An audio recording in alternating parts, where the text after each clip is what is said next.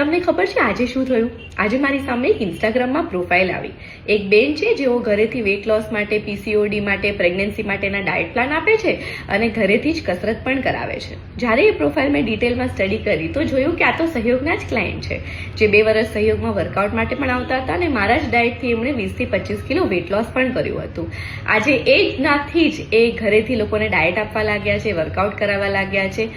Housewife હતા, માત્ર એમની પાસે કોઈ પણ પ્રકારની ડિગ્રી નથી ને કોઈ પણ પ્રકારનું એવું ભણતર નથી કે જેથી તે લોકોને ડાયટ માટે માર્ગદર્શન આપી શકે.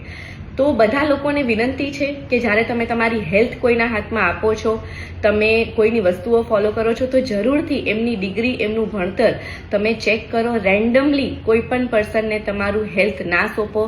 આપણે જ્યારે કપડાં લેવા જઈએ ત્યારે પણ 3 જગ્યાએ ફરીને કપડાં લઈએ છીએ. તો શરીર તો આપણા માટે સૌથી પ્રાયોરિટીની વસ્તુ છે, આપણી હેલ્થ આપણી માટે પ્રાયોરિટી છે. તો વિનંતી છે કે લોકોની ડિગ્રી જોઈ, તપાસ કરી અને પછી જ તમે એમનું પ્લાન્સ ફોલો કરો. Thank you.